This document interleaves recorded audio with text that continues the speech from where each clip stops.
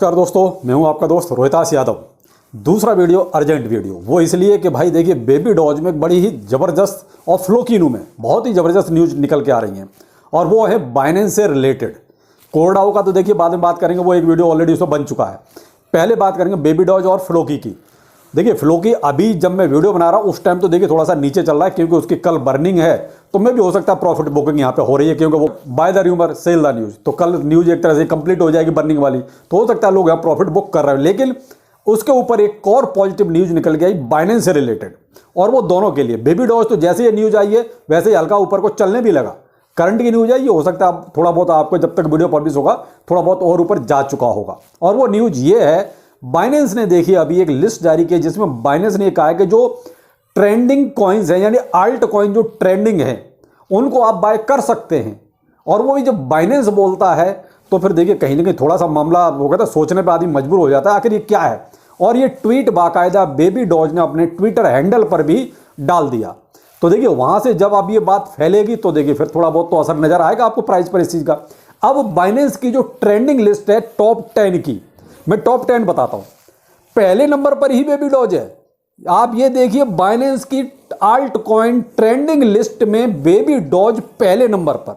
बहुत बड़ी बात हो गई है बेबी डॉज के लिए। बाइनेंस के लिए कोई मायने नहीं रखता, लेकिन बेबी डॉज के लिए बहुत बड़ी बात हो गई। दूसरे नंबर पर है शिबा इनू। तीसरे नंबर पर है सिंगुलैरिटी जो अपने इंटेलिजेंस आर्टिफिशियल इंटेलिजेंस का आज मैंने आपको बताया था उसका। चौथे पर है बीटीसी। पांचवें पर एलयूएनसी, इसके लिए भी फायदे का सौदा हो गया, कहीं ना कहीं एलयूएनसी में भी आपको एक असर नजर आएगा।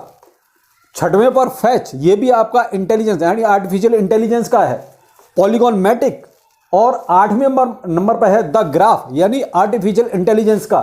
और नौवें नंबर है पैनकेक स्वाइप यानी कि केक। और 10वें नंबर पर है फ्लोकी, यानी आपके यहाँ 3 कॉइन ऐसे हैं जो लगभग मोस्टली लोगों के पास हैं। फ्लोकी हो गया, एलयूएनसी हो गया और बेबी डॉज हो गया। सिवाय नहीं तो देखिए ऑलरेडी वहां पर लिस्ट है, एलयूएनसी भी आपका वहां लिस्ट है, लेकिन फ्लोकी और बेबी डॉज वहां पर लिस्ट नहीं है। लेकिन बाइनेंस की आल्ट कॉइन ट्रेडिंग लिस्ट में बाकायदा है जो अभी उसने रिलीज की है। तो कहीं ना कहीं इनके लिए बहुत बड़ी बात हो गई।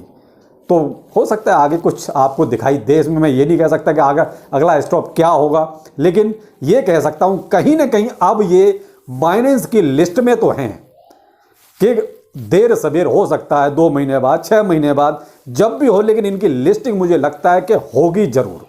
क्योंकि बाइनेंस देखिए बाइनेंस फीड में भी ये आ चुके हैं, बाइनेंस की ट्रेंडिंग लिस्ट में भी आ गई है, और भी कोई ना कोई चर्चा इनकी चली रही है। तो ये है सब बेबी डॉज और फ्लोकी से और एलयूएनसी, इन तीनों के लिए बहुत ही अच्छी खबर कि बाइनेंस इनके लिए कुछ ना कुछ तो सोच रहा है, कुछ ना कुछ कर रहा है। थोड़ा सा आप ध्यान दीजिएगा, लेकिन फोमो में बिल्कुल नहीं आइएगा। मैं आपसे ये नहीं कह रहा हूं कि न्यूज आ गई तो आप टूट पड़ो। कोई भी न्यूज आती है थोड़ा सा उसको एनालाइज जरूर कीजिए। बेशक आपका मन है कि मैं इन्वेस्टमेंट करना चाहता हूं तो लमसम अमाउंट कभी भी किसी भी क्रिप्टो में नहीं डालना। जो भी करना है एसआईपी कीजिए, थोड़ा थोड़ा डालिए, जिससे कि वो आपको कहीं अगर बाई चांस नीचे आता है तो कोई लॉस ना हो आपको किसी तरह का, हमेशा आप प्रॉफिट में रहें। तो ये थी कुछ एलयूएनसी, बेबी डॉज और फ्लोकी, इन तीनों से रिलेटेड एक न्यूज। अब बहुत से वही कोरडाओ, आज कोरडाओ ने तो अच्छा किया, जो कुछ किया रेट भी ठीक ठाक था, लेकिन जो सारी प्रॉब्लम्स आई वो आई एक्सचेंजों की तरफ से। भाई साहब वो कहते हैं ना कि इतना बुरा भला कहा जा रहा है कि बस पूछो मत। मुझे भी मेरे फ्रेंड ने जो है करता, मैंने 3000 रुपये पर लिया था और वो बाकायदा सन करोड़ पर 19,100 भी करता रहा, और जैसे ही मैंने सेलिंग के लिए डाला, ऑर्डर लगाया, डिक्लाइन कर गया। कोई सेलिंग का कोई मतलब नहीं। और जब सेलिंग स्टार्ट हुई यानी कि जब आपका सेल करना स्टार्ट हुआ है तब तक प्राइस काफ़ी नीचे आ चुका था, और अभी सन क्रिप्टो पर प्राइस जो है 260 रुपये चल रहा है। और मेरे ख्याल से मैंने एक्चुअली देख नहीं पाया था, लेकिन मुझे जो कमेंट आए हैं ट्विटर पर, टेलीग्राम पर, उसमें 258 का तो शायद रेट ही खुला था, तो अब 260 रुपये पर आ गया है। लगभग 56% प्राइस गिर चुका है। तो ये है हाल। अब अगर आपने 56% प्राइस गिर गया है, तब आपने अगर सेल ओपन किया है, या मैं कहता हूं 40% भी गिरा तब आपने ओपन किया, तो प्रॉफिट तो सारा चला गया भाई। 3000 वाले को 19,000 मिल रहे थे, 16,000 रुपए का प्रॉफिट था उसका जिम्मेदार कौन? आप अंदाजा लगाइए भाई, जिसने 3,000 लगाया उसको 19,000 रुपए मिल रहे थे, और 19,000 में से उसका 16,000 का मैं कहता हूं लॉस हो गया। तो 16,000 का जिम्मेदार कौन है? कोई जिम्मेदार? आप देख लीजिए, ये हाल है। तो इसीलिए मैंने आपको जो अपना पहला वीडियो दिया था क्रेजी क्रिप्टो मिंटू चैनल पर कोड हाउस से रिलेटेड, मैंने वहाँ आपको एक बात कही कि देखिए साहब, अब आपको 2-3 एक्सचेंज इस्तेमाल करने पड़ेंगे और थोड़ा थोड़ा हर एक में आप अपना रखिए, जिससे बाई चांस एक धोखा दे तो दूसरा है, दूसरा धोखा दे तो तीसरा है। कोई भरोसा नहीं है साहब। आंख बंद करके ट्रस्ट करना आप सबसे बड़ी बेवकूफ़ी है, क्योंकि प्रॉफिट मिलने के बाद अगर ये चीज़ें होंगी, मान लीजिए प्रॉफिट नहीं मिले तो फिर फ़ायदा क्या है? हमें भाई प्रॉफिट मिले तब तो ठीक भी है। और क्रिप्टो करेंसी में तो कहते हैं रेट मिनटों सेकंडों में ऊपर नीचे होता है। अब आप 1 घंटे बाद विड्रॉ करेंगे तो क्या मिलेगा? कुछ नहीं, तब तक तो प्राइस जमीन पे आ चुका होगा।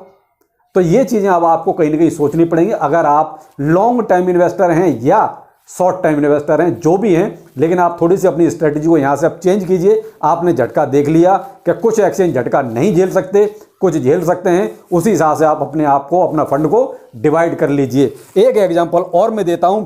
सपोज कीजिए ये तो कोरडाओ था, पाई नेटवर्क की कितनी ज़्यादा हाइप है, अंदाज़ा लगाइए। अगर पाई नेटवर्क लॉन्च होता है तो क्या ये छोटे एक्सचेंज झेल सकते हैं? नहीं झेल सकते भाई साहब, फेल हो जाएंगे ये तो इसमें नुकसान किसका? आपका। क्यों? आपको विड्रॉ मिलेगा ही नहीं। आपको 3 घंटे बाद विड्रॉ मिलेगा, तब तक प्राइस ऑलरेडी नीचे आ जाएगा। तो आपका क्या फायदा हुआ? आपने जो 3 साल पाई की माइनिंग की, या मान लीजिए अभी कोरडाओ की आपने माइनिंग की, क्या फायदा हुआ?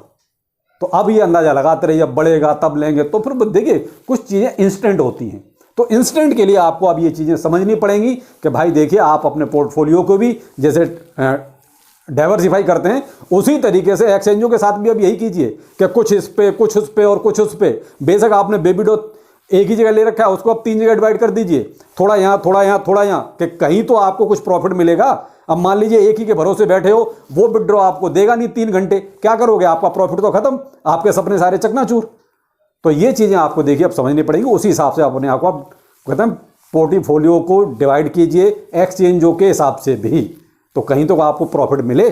तो ये है साहब बेबी डॉज, फ्लोकी, एलुवेंसी और कोरडाओ से रिलेटेड। अब देखिए, कोरडाओ में आप इंतजार ही कीजिए और कुछ करने की जरूरत, क्योंकि जहां पर मुझे लगता है लॉन्च हुआ था, प्राइस दोबारा लौट के वहीं आ गया है।